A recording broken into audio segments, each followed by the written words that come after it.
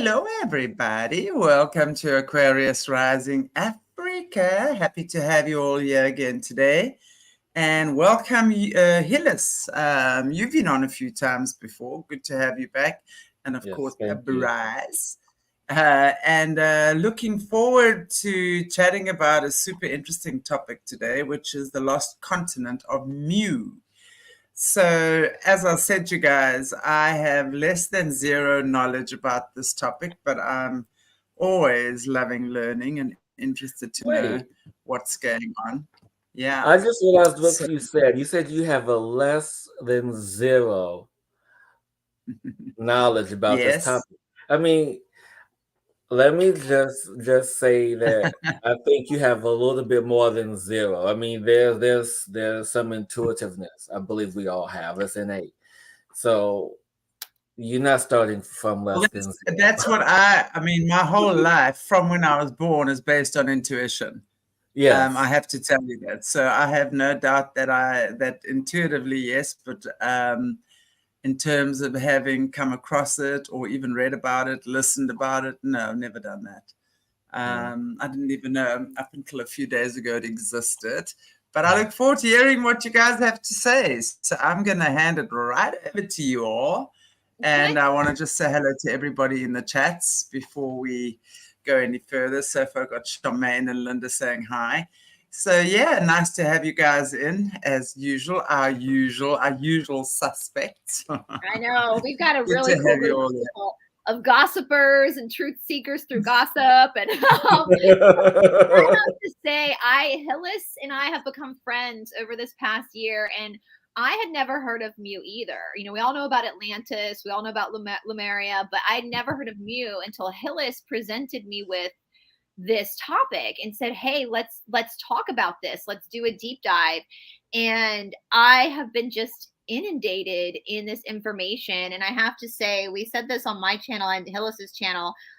James Churchward, the guy that kind of made this possible, like mad respect for that dude, because even though he's been dead for almost 100 years now, he really paved the way and took a lot of heat. I mean, we think we take heat in this disclosure community, and we No. think we take a lot of pressure from the normie world, but this dude like literally went through hell and back just because he wanted the truth and he felt like everybody had a right to at least know about this and consider the option that what we've been taught about our existence on this planet isn't accurate. And Mhm. so I'm gonna let Hillis take it away because he's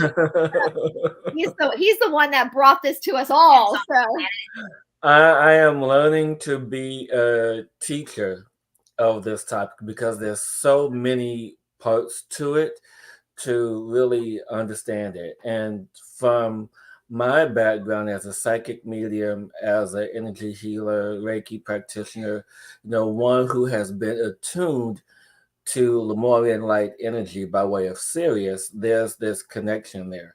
And in the community of light workers, star seeds that I'm a part of, there's always been this back and forth of Lemuria and Mu, Lemuria and Mu. And there was not a clear, concise consensus of is Mu and Lemuria the same? Are they different? Where did it come from? So there's has been this quiet debate about it a little bit. And what prompted me was this debate in the community. In addition to that, I had a reading from a friend of mine, a few years ago, saying that at one point I was the emperor of Mu, and I'm like, okay. So that sparked my interest even more so. And as we started on Bryce's channel, Esoteric Atlanta, we have to start at the end to get to the beginning, because you have to understand that over a course of 70,000 years, this island, this massive island, I believe could have been the size of Australia, or rivaled the size of Australia, was that huge, had inhabited 64 million people over 70,000 years.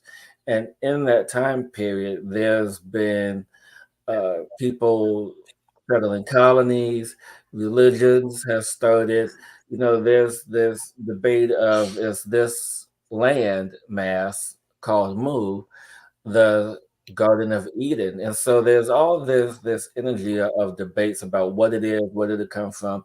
And so James Churchward wrote a series of books, and is it his great nephew? It's his great grandson, Jack. Great grandson. And his Yeah. great grandson even continued part of his work in some of his own books. So this is a legacy that I feel that somehow I'm a part of, to help continue to spread the word about the truth of this information. You have something you want to read, Bryce? Well, I was going to read just from the very beginning of the Lost Continent, when people are going to question about the Garden of Eden. And he literally, James Churchward starts this and says, the Garden of Eden was not in Asia, but on a now sunken continent in the Pacific Ocean. The biblical story of creation, the epic of the 7 days and 7 nights, came first not from the people of the Nile or the Euphrates Valley, but from the now submerged continent, Mu, the motherland of man. These assertions can be proven by complex records I discovered upon long forgotten sacred tablets in India, together with records from other countries. They tell of the strange country of 64 million inhabitants who 70,000 years ago had developed a civilization superior in many respects to our own. They describe, among other things, the creation of man in the mysterious land of Mu. By comparing this writing with records of other ancient civilizations, as revealed in written documents, prehistoric ruins, and geological phenomenon, I have found that all these centers of civilization had drawn their culture from one common source, Mu. And so that's the Garden of Eden, like that story, this is where this comes from. Yeah. Mu. Yeah, it all starts from it. I guess since you brought that up, I guess we can kind of start at the beginning. And so for full reference, you guys can go to either my channel or Bryce's channel to watch part 2, to where we talk about the creation of man, so to speak, because there's been this story and this misinterpretation of the story of the tree of life and the serpent that was in the Garden of Eden, and how it started and what was the purpose of the serpent. There's many myths, many stories, many interpretations, because you have over 70,000 years of information to draw from. And so what I like what he did was that he compiled information from around the world and compared it, translated it, and they all have one thing in common: this landmass that has sunken. And so why don't we start there, Hillis? Why don't we start with how James Churchward discovered? He didn't set out, that's the one thing when I really did a deep dive into James Churchward, who, guys, that's the guy that I just read from. He didn't set out to be like this disruptor. He didn't set out to be this renegade archaeologist and historian. Actually, quite contrary. I think he literally was just doing his life, and as most of us, think about those of us on YouTube, something hit us that was so monumental that we decided to put ourselves out there to try to get to other people and be like, are you seeing the same thing I'm seeing? And that's kind of what James Churchward did in a time period different from our own, because he was born in the 19th century. So we lost Shanti. Do you want to, I guess we just, oh, there she is. I was like, we just keep going, boo. We just keep going. Shanti. Yeah, just go for it. I kind of want to start about the story of the tree of life and the serpent before we get into that, because that's where, the whole Garden of Eden, I think, that aspect, and I'm looking for the page, and I'm thinking it was page 70 something. In the symbols book? No, in the Lost Continent book. I want to read it verbatim because there's how he talks about it. It's really beautiful in how he describes it. But if I can't find it, I'll just go from memory for right now. But so the story of the tree of life and the serpent. So you have to understand there's 2 things happening here. You have the tree of life, or as some people, as he refers to it, the cosmic eggs. And Mu is the land of the cosmic eggs. It's the land of the tree of life. It is the tree, so to speak, in the Garden of Eden. And then you have the serpent, that is interpreted as a serpent, the evil, the bad guy. But in James's books, he talks about the serpent being the guardian, the protector of this life. And it's not of any mal or misintent. Yep. and so the serpent also representation of the water. So this body of water, the Pacific Ocean, is the protector of this mass, and this is where life was born. And how he talks about it in the book is that you have the cosmic rays, Ra, the sun god, the deity, that the land of Mu has interpreted. What page is that? I got this from the Symbols book on page 100 of the Tree of Life with the egg. Yes, that's the one I was looking for. And so as he talks about it, the cosmic eggs, the people of Mu, the rays come from the sun, heat up the air, move into the water, which is the serpent in this case, and life is born. And life is born from the water, the cosmic eggs, and then it is birthed on the land, the Garden of Eden, to where all begins to flourish from that space. And as he talks about it in the book, just want to read the first couple of sentences here for how he talks about the tree and the serpent. This work would be incomplete to me if I omitted the tree and the serpent. Innumerable legends about the serpent and the tree of life found in religions. There are invariable called trees of life and the serpent entwining, tempered or whatever else signifies Satan. And we'll get into the Satan piece later because I feel that's very important in reference to this. Is that the tree of life and the serpent started out as a legend, gradually drifted into myths, the climax being reached when the tree credited with this fantastic crop of apples. The apples became necessary. The apples, in his case, cosmic eggs. And the apples became necessary to carry out the myth. However, otherwise, Satan tempted Eve to eat the apples, and Eve tempted Adam. And so we all know the story about Adam and Eve, but this is how things were miswritten and misconstrued, in the sense that, when you have a religion and this religion sets out to hide knowledge, what better way to hide the knowledge than to create the opposite of that, to hide it so well that it's almost in your face, to where it's in a space of disbelief, right? And we can be also, I just want to make this clear too, the people, there were no secrets on Mu, were there? Everybody knew the truth of creation, and when you make knowledge secret, you also divide people. You make those that are worthy and those that are unworthy, elite, and there was this understanding. All of our ancestors that come from Mu equally knew all the mysteries of the cosmos. Right, because they followed the 6 commandments. There were 6 commandments, and we go over that in detail on the other channel. But there was these 6 commandments that they had to follow that were in stages. But I want to go back to Satan, so to speak, because we all have this. It's Satan. They pronounce in the arcane. He's pronounced Satan. Yes. But this is when myth meets reality. And so when you have the reality of the submersion and destruction of Mu and some of its colonies, to understand it, you have to understand what was going on 50,000 years ago, 70,000 years ago, when Mu was at its height. You have to understand that the Earth was still developing, was still growing. It was still a fairly new planet, even though well, not new planet, but new in developing life, let's say. And you still had this emergence happening, new life coming out of the waters, the cosmic eggs, all of this.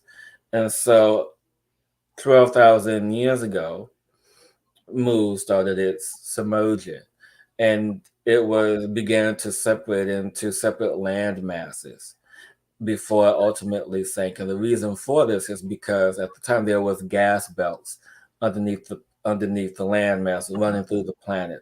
And these gas belts usually run about, 15 to 18 miles deep. However, in the case of Mu, they ran 2 to 3 miles deep. So they were still somewhat shallow on a new developed land, which is soft, kind of spongy, almost sand-like. So just imagine, just to give you a point of reference, if anyone has ever seen the documentary where it shows the formation of the Hawaiian Islands through the gas belts, this is how Mu was formed, because the gas belts were so shallow, it began to develop life, land mass, because of the gas and the water created this space for them to settle on. But it was also a cataclysmic space, because at this time there was a lot of cataclysms happening on the planet at the same time. And so when you have gas belts begin to rupture, begin to explode, it creates earthquakes and began to move the tectonic plates that are underneath. So there was a lot of earthquakes, and it makes sense because at that time, or even today still, if you look at that area of the Pacific Ocean, you see Japan, you see China. They get hit with tsunamis. They get hit with earthquakes, and it makes sense and relevance into the geographical location because of the gas belts. They're not as high up. They're close to the land as they were then. They still run around the planet. They still do their thing, causing destruction, but it's okay. And so when the gas belts reach their peak, they begin to spew out gas, ash, some lava, some rock, but mostly smoke and ash. And so, in my personal opinion, this is where the term hell or hell on earth came from, because of the submersion of Mu. And what I find fascinating too, it's like when Mu was at its heyday, there were no like mountains. The terrain on our planet, when the poles shifted and the gas belt started and nature just did its thing. The cataclysm that brought the island of Mu down. There's that story of Pompeii, of the Vesuvius, the earthquake that went off, and the archaeologists found the remains of the people, and it literally happened so fast that people were like in their kitchen, like they caught them, like the lava caught them mid-action of whatever they were doing in their day. And I kind of see that with Mu, like when the cataclysm happened, when the poles shifted and the mountains emerged and Mu went under the Pacific Ocean, people were just living their lives. Like it just happened so radically overnight that it caused this like this savagery, this like hell on earth. But as you pointed out, Hillis, it's almost like they had these little earthquakes before. So the rulers of Mu knew that something was going to happen. So that's why they sent the colonies. They sent people out all over to populate the globe, to continue humanity, basically, because they knew something was going to happen. I don't know if they knew exactly what was going to happen. Right. But I will say this as a caveat, because I just started reading The Children of Mu. and I believe it's in the first or second chapter, which I want to reread. They talk about how the island was becoming overpopulated with 64 million people. So that was part of the reason why they began to create these 7 settlements in Asia, in Egypt, in India, in North America, in the Yucatan, and parts of South America. So they started to go out. And the interesting part about this, I'm not certain about Egypt per se, but everything was a moon's journey. So 28 days it took them to get to the Yucatan. It took them 28 days to, which I find odd that it took them 28 days to get to Asia when it's, right there. But I guess geographically it wasn't, represented well on the map. But it just is interesting in that regard, Yeah. And well, I think too, because the terrain was different. They didn't have mountains. They didn't have, it was such different terrain than what we have now. It might have been more easier to charter the seas to these other lands back in those days. And they had it's kind of a bit like Atlantis, although Atlantis came later. Mu was very technologically advanced. It was very our ancestors. So it could have been too, because they were more technologically advanced, they were able to mobilize themselves maybe even faster than how we mobilize ourselves today. There's no telling what. Yeah, I mean, there's no evidence, that we've seen in our time of their mode of transportation. I mean, we've seen clay pots, we've seen other things of that time, and if you guys go and get the Lost Symbols of Mu by James Churchward, you'll see all the different clay vases and things that he talked about to help identify some of the belongings of Mu. And what's interesting is the amount of tablets, because James Churchward started the story by talking to a fisherman. I think this is fabulous. We've all got a dharma. We all have like a, dharma is like, it's spoken about in the Bhagavad Gita. It's like your like big capital T truth, like unavoidable, like major arcana cards in the tarot deck. Yeah. And if you had told James Churchward as a little boy this was going to be his dharma, like this was something it was going to fall in his lap, I think he would have told you were crazy. Because this story I love almost more than anything, about how he actually became the Mu guy. Yeah, and you have to read the third one, BRICE, because the third one he gets into more about his relationship with the fisherman. Oh, really? Because he doesn't. So let's can we talk a little? Can we gossip a little bit about James Churchward? All right, so y'all, James Churchward was born. You guys know I did a deep dive on him because I was like, who is this fella? Who's this fella? James Churchward was born the 27th of February, 1851, in Devon, in the United Kingdom. He was considered an explorer, an author, and most notably an engineer, which is what ended up funding his expeditions, was his engineering, and a mystic. Interestingly enough, he has a brother named Albert, that's not the interesting part that he had a brother named Albert. The interesting part is that his brother Albert wrote a bunch of books on the Freemasons. So that's fascinating, that he obviously comes from a family who are interested in like hidden knowledge, right? So obviously there was a need to learn. In 1871, James Churchward married Lady Mary Julia Stevenson. So who are the Stevensons? At this point, India and Sri Lanka, what is now considered Sri Lanka, was owned by the United Kingdom, like most of the world was at one point owned by the United Kingdom. What was it somebody posted the other day? What's one thing you can say really nice about England? And it's like, you've created more Independence Days than any other country in the world. Yeah. So at this point, the Stevensons were tea plantation owners in Sri Lanka. Now, again, so India became independent from Great Britain in 1947, and then Sri Lanka became independent from India in 1948. So this was long before India was, Churchward would pass away before India gained its independence. So Julia's father, his wife's father, was killed in a Indian uprising, and she was raised by the royal family in the UK. That's how Lady Julia became Lady Julia. Now, Lady Julia would go on to detest her husband. Let's just, you guys, like, talk about a juicy love story. She would detest him for what he was doing with all this new stuff. The fact that he was going against the narrative, the fact that he was talking about all this archaeology that he was, so, that just really touched me, that he really put up with a lot of shit from his in-laws for doing this. But anyway, In 1872, they had their first son, James Alexander Churchward, who was born in Sri Lanka. So they were already back in Sri Lanka in 1872.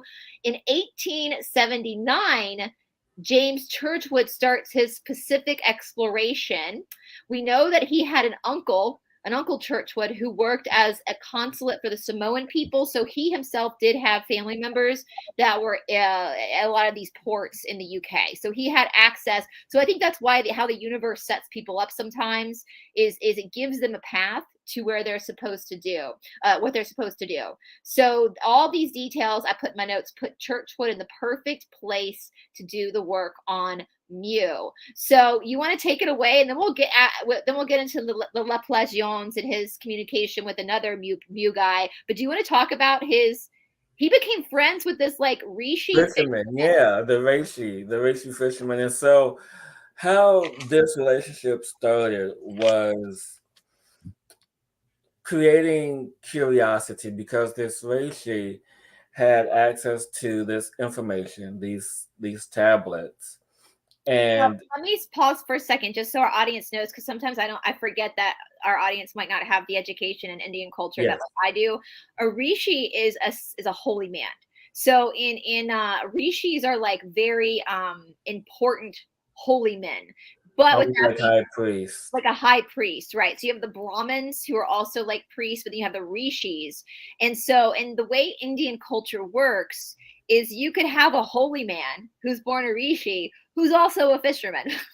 you know, that's just how, that's how it works, right? So when we say a Rishi, there's a reason why I know our audience might be wondering, like, how did this fisherman know about these tablets? Because he was a Rishi, right? He was, so I forget how the conversation started, but he talks about it in the Symbols of Mu, of how they're out fishing, and then this conversation happens about some land, and I forget how it goes exactly per se, but then it piques James's curiosity, and then the Rishi begins to show him or tell him about these tablets, and in doing so, James begins to pique the Rishi's curiosity, because he's never touched these tablets. He has not unwrapped these tablets in the time of his possession and the time before that. So these tablets have never been looked at or seen in 12,000 years. And yes. That's also very Indian too, because it would be inauspicious. Like, we don't want to open them because we don't want to. And this is where I think James was a genius. Yeah. Because, and I know he tricks them basically. And I know in the Lost Continent of Mu, he talks about how James was also working on learning like Sanskrit and like these older languages that I've studied. And so the Rishi was kind of helping him with that as well, because obviously Hindi, a lot of the Indian native language come from Sanskrit. And so the Rishi's like, no, not possible. Beta, not possible. They're inauspicious. We don't want to break them, so we're just going to keep them locked up for 12,000 years. And so finally, Churchward basically goes, well, if you haven't ever looked at them, what if they're decomposing? Like, we should like save them. Right. So he kind of messes with the Rishi gets paranoid, so they pull him out. And so in doing so, he creates a concrete cast of them, and then he begins to study and read them. And he was only in possession of 3 of the tablets. And so so him and the Rishi reads them, translate them, because the Rishi is the only one that can really translate them. And so they kind of go on this scavenger hunt now to find the other tablets. So this is where the story begins to open up, because he goes to a guy in India. It's like, hey, do you have more of these tablets? And the guy says, no, I don't have them. Go find the guy who stole them from me. And so it creates this thirst of knowing, if you will. And for those who want to know, how did these tablets that were on the sunken island end up in India?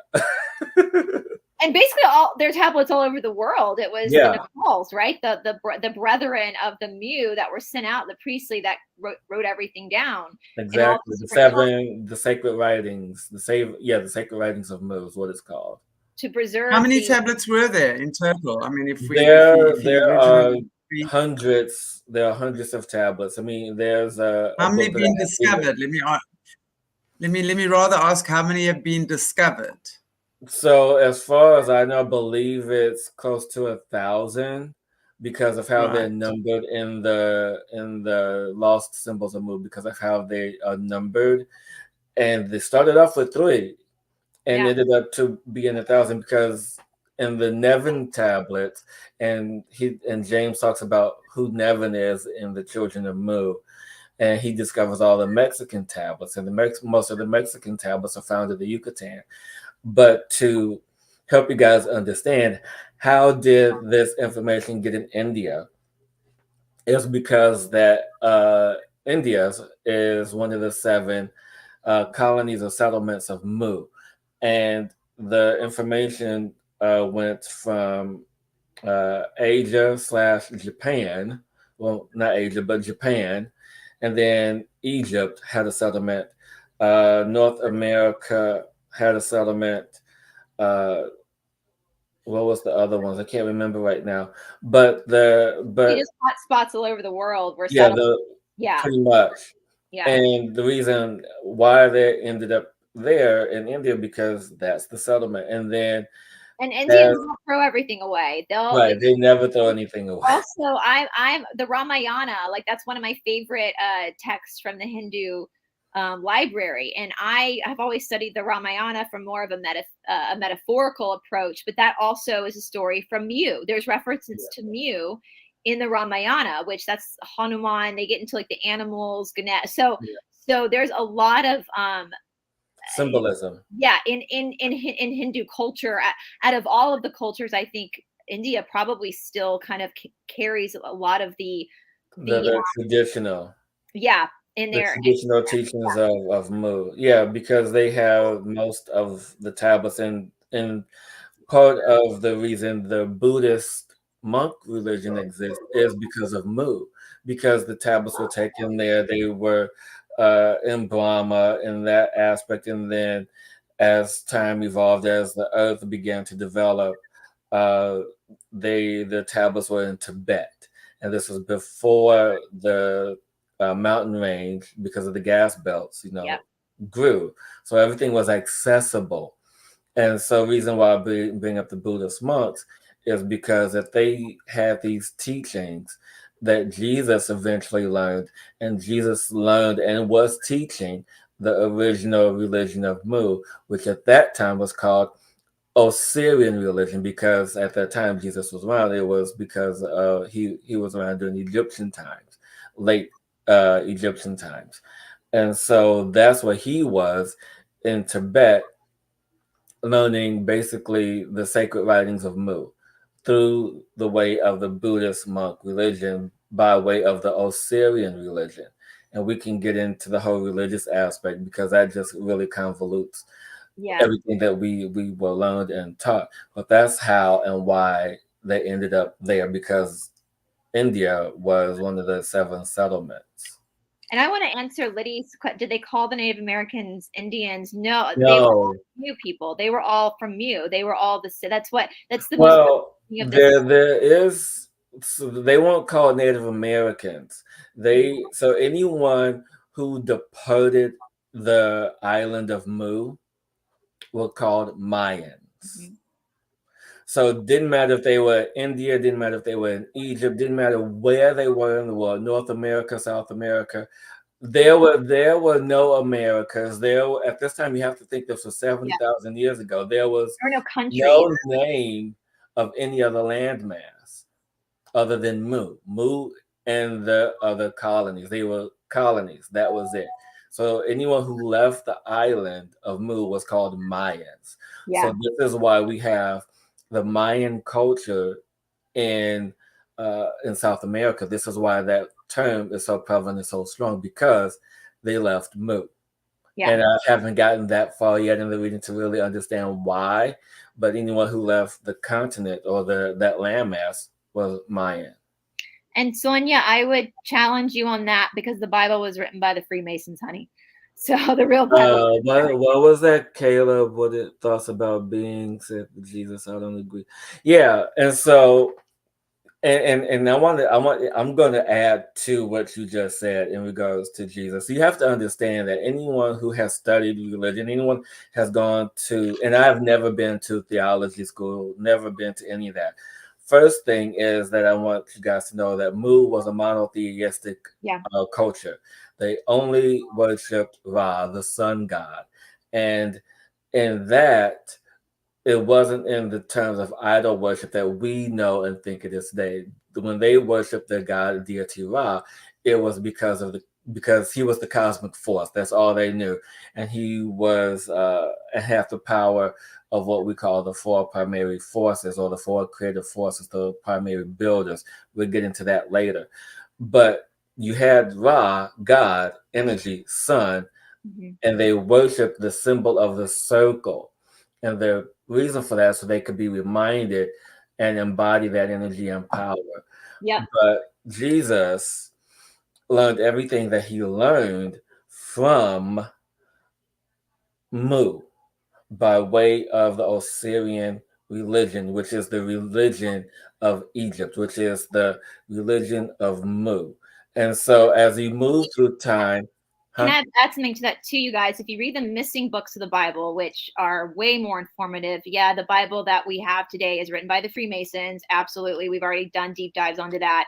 The real Bible, of course, the Bible that we have in our churches, the God of that Bible is Lucifer, 100%. Right. Yeah. So and let's so the real Jesus, though, with their Osirian stuff or Syrian stuff, the real Jesus or Yahshua was Egyptian. Yes. Not Jewish. Right. Yahshua was Egyptian. Right. So, and so just to add even more into this, so we're getting into the Bible, and if you want to really understand this in the religious sense, go back to, and I'm not going to read them here. Guys can go to either my channel or BRICE's channel and watch the second part where we talk about the 6 commandments that the people of Mu lived by. But as you moved through the ages, you had after the submergence of Mu, you had the colonies who started teaching the original religion. And then where it got really convoluted is when it got to the 11th to 18th dynasties of Egypt, when Osiris passed away, and then other high priests began to hoard the information that only high priests and emperors were able to then read this information. But then as this information evolved, you had one of the masters, Moses, who was a master, and Moses was the son of an Egyptian princess, and his father was Israel, but they never gave him his Egyptian heritage. They gave him his Israelite heritage because that's how it was. You are of your father, which is how it states in the commandments of Mu. You are of the father, not of the mother. And so in that, as he translated them, and in the book, it says that he's a master of this energy. So he translated this information. And so people say that this information has been misinterpreted. It is what it is. But in saying that, through this interpretation, through the 11th and 18th dynasties, especially after Moses escaped Egypt with his brother and with his family, there was this information that has been unaccounted for, where it has been misinterpreted, to where it says that Jesus is this or Jesus is that. And anyone who studied theology very well knows that Jesus was gone. He's frozen. Is that HILLIS going? He was studying the energy. He was studying what he was studying. So that's HILLIS for a little bit. You were saying the missing years of Jesus, and that's in the missing books of the Bible. He was studying yoga. He was in India. One of the missing books of the Bible goes all through him teaching his disciples yoga, which we know comes from you. And I think HILLIS, actually just because I know we have a lot of people who have been heavily programmed into religion, and anything that counters what they've been taught is going to trigger them. So I think maybe we should go through the commandments just so people to see I have it pulled up here just so people can see. Yeah, if you want to read just the first one or two.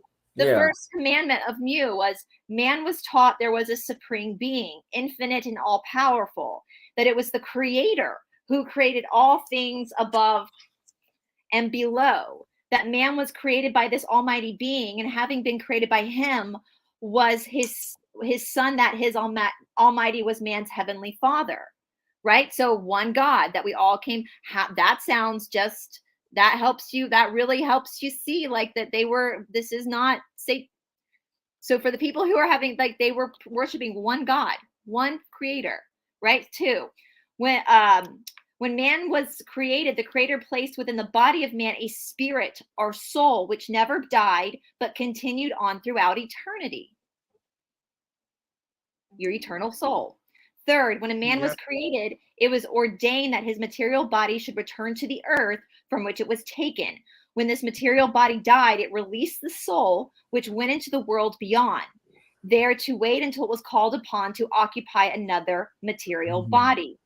4, it was thoroughly installed in his mind that the Heavenly Father was the great love, and that this great love ruled the universe and never died. He was taught that the love of Heavenly Father was far greater than the love of the earthly father, who was only a reflection of his Heavenly Father. Therefore, he should always approach his Heavenly Father without fear or dread, and in perfect confidence and love, knowing that loving hands were being held out to receive him when he came. 5th, the 5th law.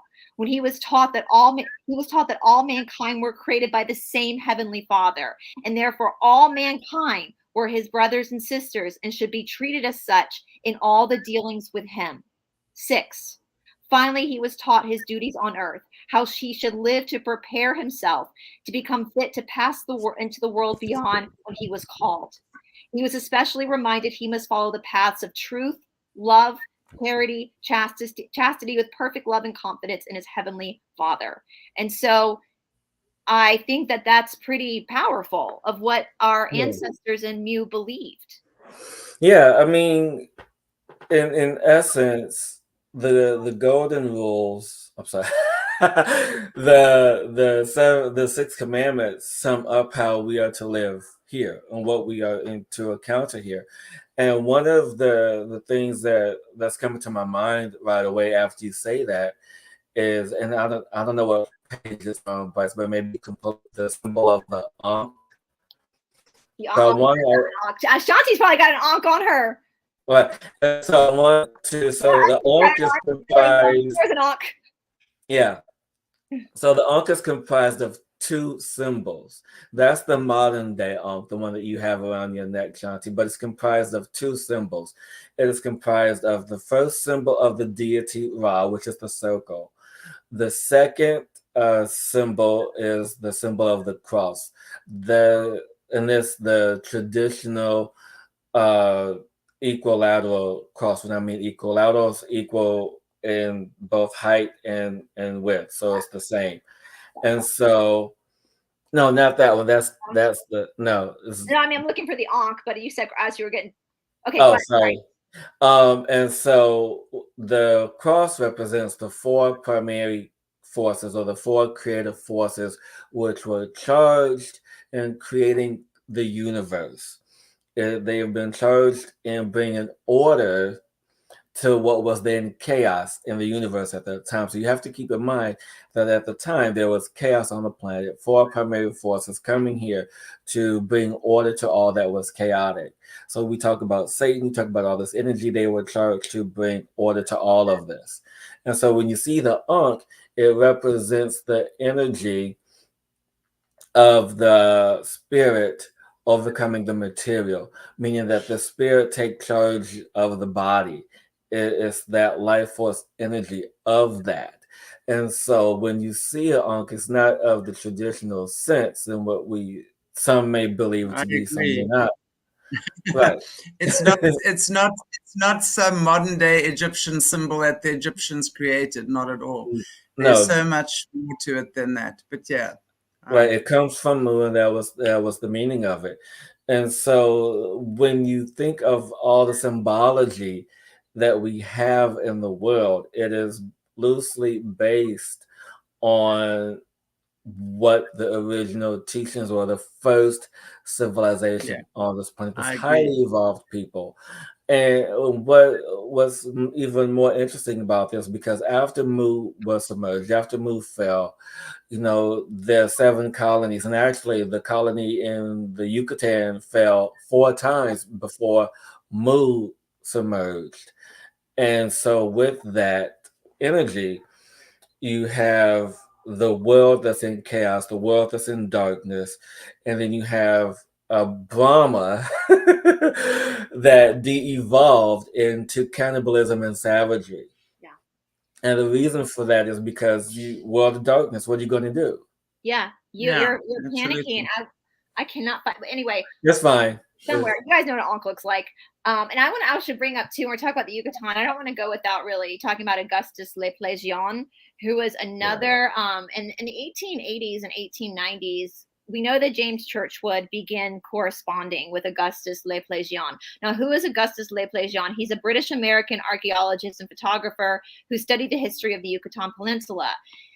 He was insistent that a lot of the Mayan symbols are symbols used in Freemasonry today.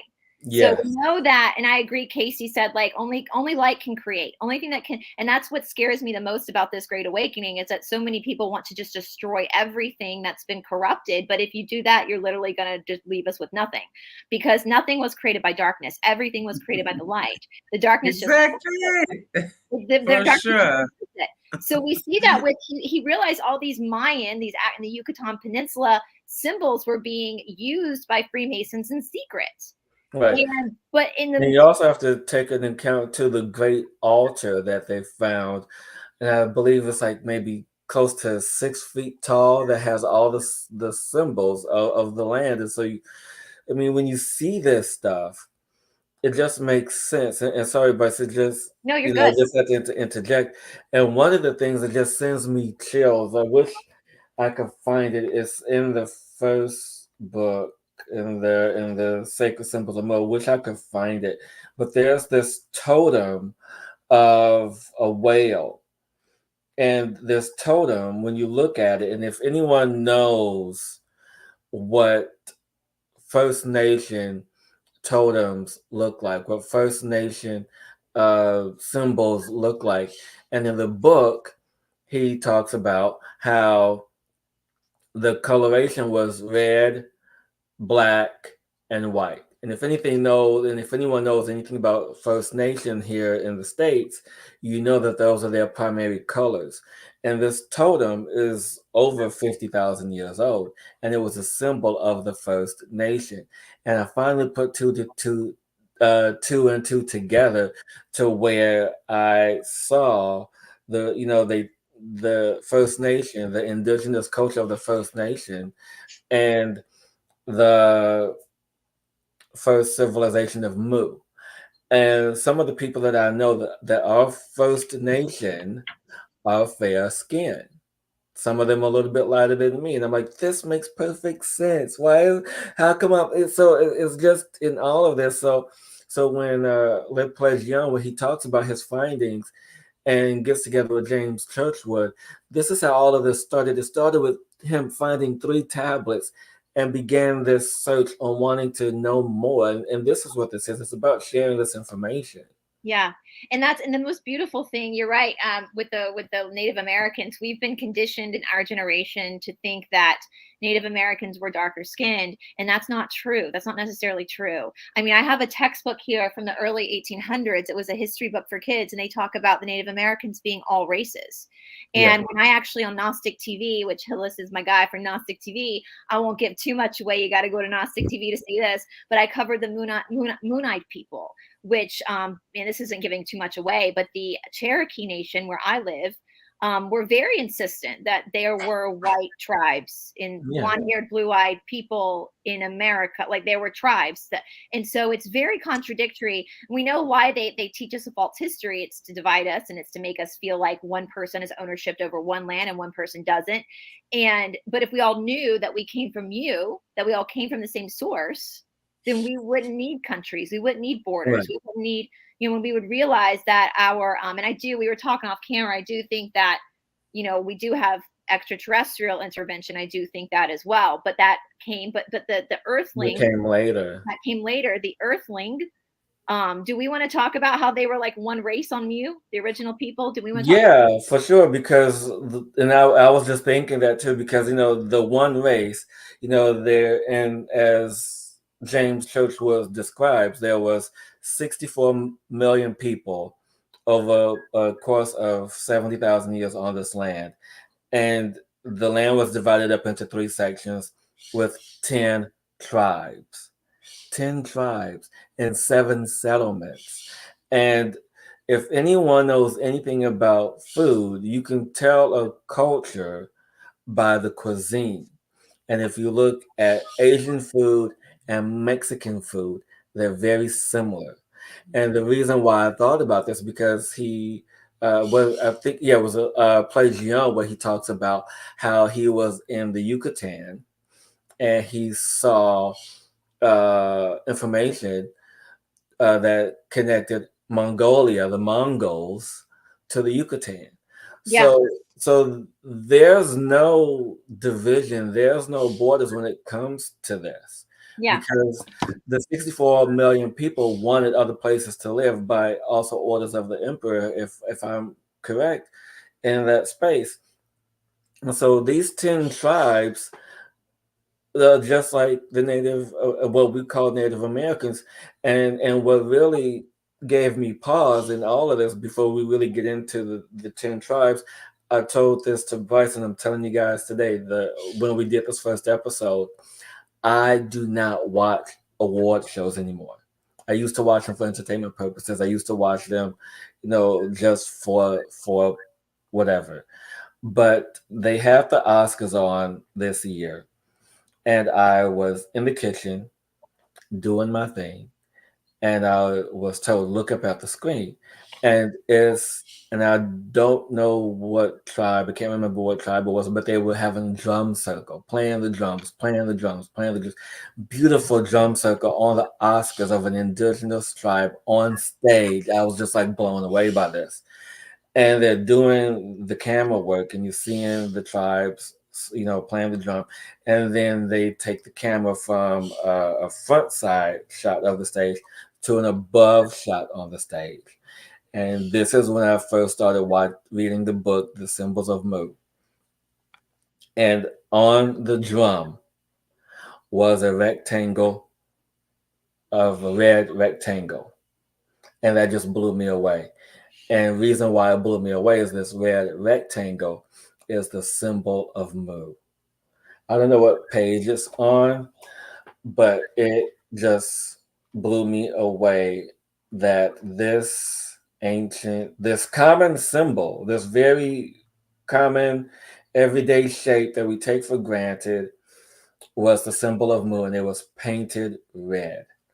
And that there sent chills down my spine simply because that there was the connection of this Native American culture to the very first civilization and what they try to teach and show us every day. And we just ignore it because we don't know, because we choose to be ignorant in all of this.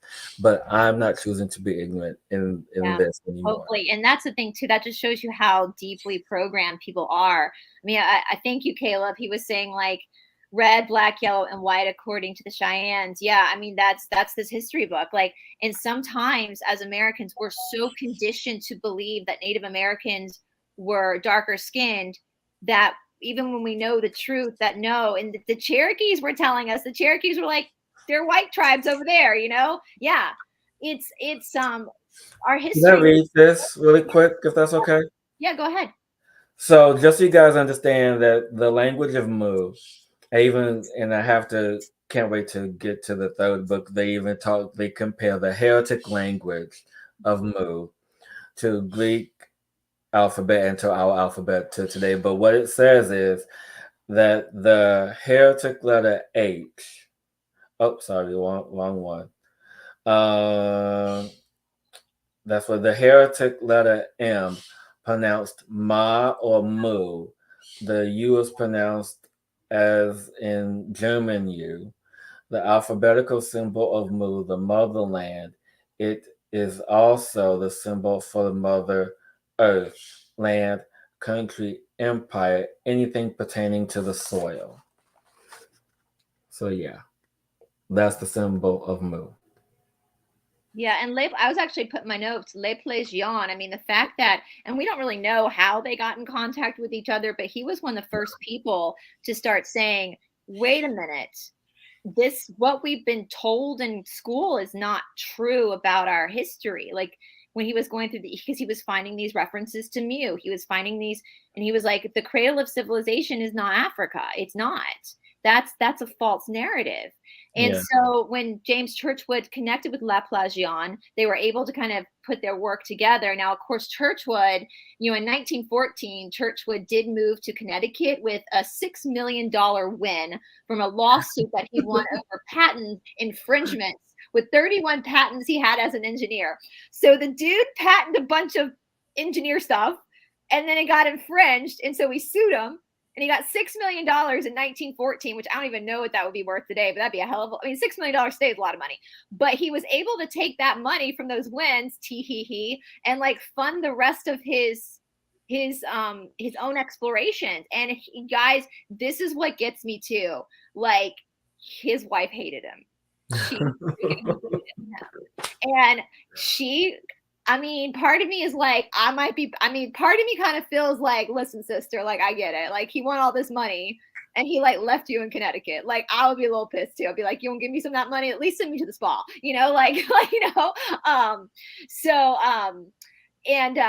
but anyway, he ended up in 1914 to 1926, continues Mu research. 1926, he writes The Lost Continent of Mu. 1931 came The Children of Mu. 1934 came The Cosmic Force of Mu. 1935, second book of The Cosmic Forces of Mu. And then he passed away in 1936. So, I'm telling, like, this guy and listen to Jack Churchward, I think it's his great grandson. Yeah, I think so. He's older now himself, but he speaks a lot about, this was like a dirty secret. Like his family would not talk about Grandpa James. Like they would not talk about, James. They would not talk about Grandpa James because he was cuckoo, eccentric dude. We don't want to talk about it. Anyway, and then the grandson, the great grandson, Jack, decided one day, just out of shits and giggles, just to go to the library and see if he could find some of his great grandfather's work. And when he started reading it, he obviously was interested in what he had to say. And one of the conferences I listened to speaking engagements, somebody asked him his opinion, and he basically said, "This isn't a place for my opinion. This is a place for me to tell you what my great grandfather found, and you make your own opinion." Which I respect that he said that. I respect that about it. Yeah. And I want to just also talk about how people talk about Africa as the motherland, trying not to get emotional here, because growing up in school, being an African American, being Black, you're so proud of the fact that the Egyptians are kings and queens, which they were, not doubting any of that at all. And then you have everyone teaching you and showing you. One second. So basically, like, I think what he's going to get to is that, and I let him bring this up on my channel, you guys. But are you getting to the race part, Hillis? Is that what you're getting to? Not yet. So, but I'm getting to that. And so, we have. People talk about Africa being the motherland. And yes, it is the motherland by way of Mu. And in that instance, then we have South America, which is today, North America, Japan, India. You have all these other countries that are, quote unquote, the motherland by way of Mu. So in essence, we are all the motherland. We are all of earth. And if you look at the symbol that I just showed you, anything that is of soil, anything that is of earth is Mu. Yeah. And so when you think of it in that essence, we come from earth, we come from soil, so we are Mu in essence, But yeah, the whole race thing too, that was kind of trippy because when I first read that he said some of the tribes were white people with blonde hair, and I'm like, huh? And being a black person, that it made me sit up a little bit because I was always told that you know that black people were the first and black people were the beginning. And I'm like, yeah, and it kind of makes you like kind of proud and sit up at Africa and black and this. But I've always been more universal and open to what it is. And so now that I'm glad I'm finding out about this now at this time of my life where I'm really embracing the culture, the spirituality, and new information, new wisdom that's coming in. And so when you have people who are blonde and white, or have a slightly tan complexion like myself, and with olive tone and or red tone, and have brown hair or red hair, whatever this is, we have adapted throughout the millennia to our environment. So because this is fascinating to me too, and this really does connect us all, because we know that the controllers, they want to divide us. They want us to hate each other. My country is better than your country. My people are better. No, we all came from the same sunken island in the Pacific Ocean, and we were all white people. There were white people on that was the original species on this planet. And I think you're right. What he said more specifically, most of them were olive skinned, dark hair, dark eyes, so like Italians. And then as people moved out and started to look, different areas of the world, and the poles shifted, that's when and I do think there was interference from other extraterrestrials as well. But like I have blue eyes. Well, what's really powerful about blue eyes? Well, blue eyes can't be blinded in the snow. Where do we see the highest concentration of blue-eyed people? From Northern Europe, right? Or the Basque Mountain, the Basque people of the Pyrenees. So that makes sense that that's the one Darwinian theory that I actually believe is survival of the fittest, because it makes sense, right? Like your body's going to adapt to your surroundings. And so people who went more south, their pigmentation changed. But we all came from this baseline earthling. Right. And how beautiful is that? And it doesn't. And I was saying off camera, like, I think we said this on my show too, Hillis, it doesn't really matter. Like, no, it doesn't. It doesn't really matter. We're all brothers and sisters. It doesn't freaking matter, really. It's just an experience, but it's so different than what the controllers want us to believe and try to indoctrinate us to believe. And that to me is the most beautiful part of Mew. Yeah, exactly. We all came from this. If we're on this earth, there's a part of us, even if we have a lot of extraterrestrial in us too, there's a part of us that's terrestrial, that's of this planet. We all connect to the same motherland, and our ancestors effing knew that. Like the people. Yeah, exactly. They all knew that. They all shared that information. And I want to answer Mess Hall Productions question, where they ask, are the islands of Hawaii the mountains of Mu?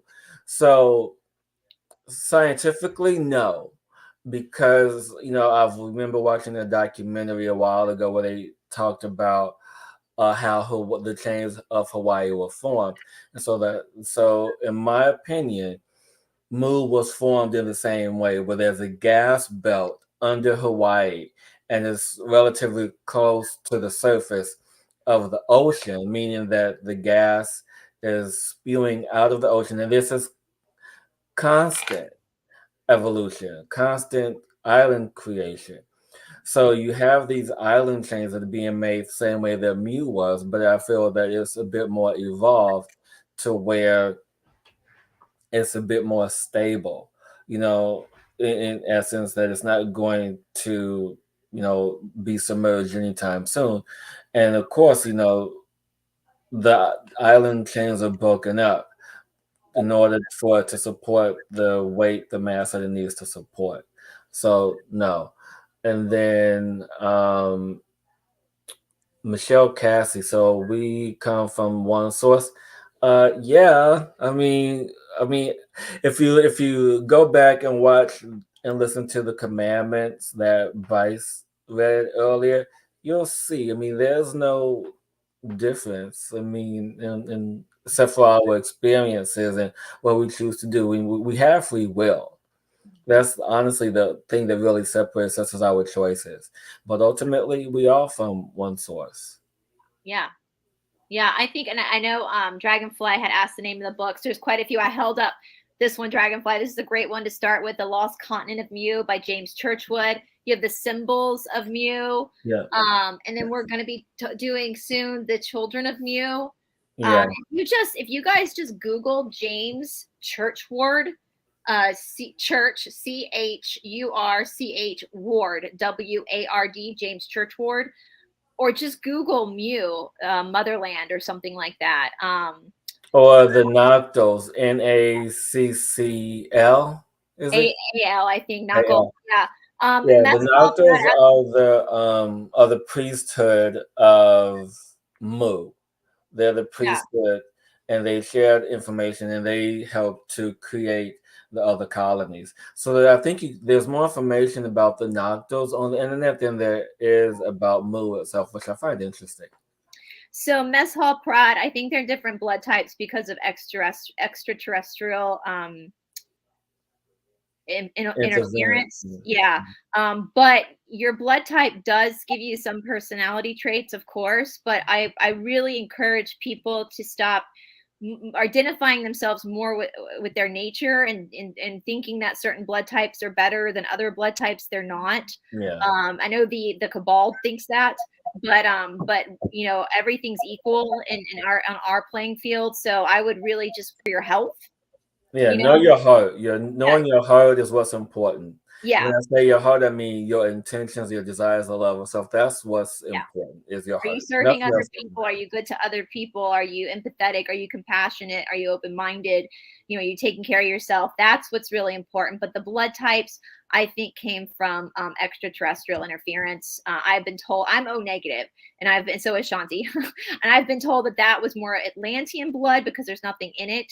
And I wouldn't be shocked if maybe that was also more Muian blood too. I want to call them Muians. I know they're Mayans, but I want to call it Muian.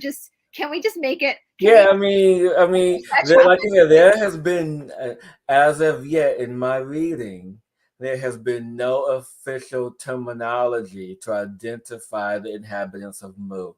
Only the ones who have created settlements, but not the inhabitants. Michelle, I would just really encourage you to research the Bible. I know we've been trained in our churches over and over and over again, indoctrinated to say it's the word of God. But I would just really encourage you to research King James and what happened with the Freemasons. I would just really encourage you of that. And just know that God doesn't exist in a book. God isn't in a book.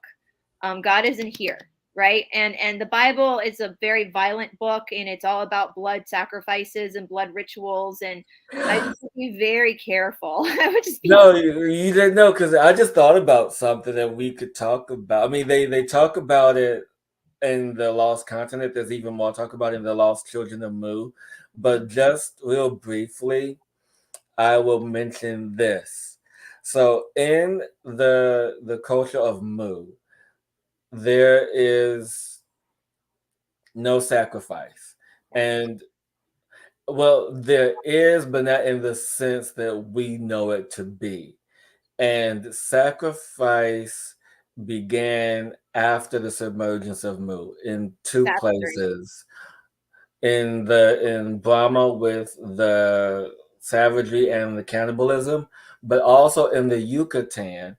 But in the Yucatan, they did it through fire to honor and celebrate the fallen island of Mu. And this is where things can get convoluted in the misinterpretation, because everything was misinterpreted from the sacred writings to where they misunderstood sacrifice to be almost like a blood sacrifice. Blood ritual. Right, yeah. Not even a ritual. It was just more so, because in indigenous cultures and in some of the ancient cultures, they honored the dead by cremation. Mm-hmm. And in that, it was misinterpreted as a sacrifice. So it's in that space in where we have all these things misinterpreted. And so we have to really allow for the proper interpretation to come through. And that's the sole purpose of what we do. The sole purpose of me reading these books is to have the proper interpretation of this message, of the truth, of the religion, of the symbols, of all that we represent to come forth in that space, you know? Yeah, I just would be really careful with any, and I'm glad you explained that, Hillis, because any type of blood ritual is not a sign of something positive. Yeah, well, they never practiced it. No, they didn't immune. They didn't. I don't think they ate animals. They were very peaceful people and very loving. And so all of this like human sacrifice stuff we see in the Bible, that's saying nothing but satanic, you guys. So, and that's not where I want to be. I don't want to promote anything that is disturbing the life of somebody else or taking the life of somebody else. You know, the God of creation doesn't need a blood sacrifice. The God of creation doesn't need that because the God of creation does not need death. God does not need death in order to give life. That's the bottom line. No. Guys, I have to call it. I've got another show coming up, so sure. I need to call it a day for today. But very happy to have another show like this. Oh, my hair sticking up into the heavens. Well, Shanti, may I just do this one little thing for people to have in their day? So what I want people to thank you. And so one of the symbols of Mu is the lotus flower. And the lotus flower was the very first flower on the planet. And we can get more into that another day, but I just wanted to leave you guys with that. The first flower on the planet was the lotus. So allow that to sink in and to connect with your heart. Absolutely. Makes a lot of sense to me. Well, let's ask everybody questions. Leave questions in the comment section or something, and let's see what you guys get the books, and then maybe can do a part 2 and see what you guys have to say about this. You're welcome. You're welcome. Leave any questions in the comment section. So let us know. We'll definitely do a follow-up then. And I mean, I love topics like this. Always lots of room for debate and get people speaking. I enjoy that very much. Okay, guys, thank you so much. And I want to just say thank you, Hillis. Thank you, Bryce. I enjoyed having you guys here again today. Thank you for everyone who always, for all you what did I call you earlier on? Regular, usual suspects. The usual suspects. We love a good Mercury retrograde. Absolutely. Everything is retrograde in this brain today. Okay. God bless everybody. Take it easy. And I'll see you at 6 o'clock, which is 45 minutes from now. Take it easy. See you soon. Bye.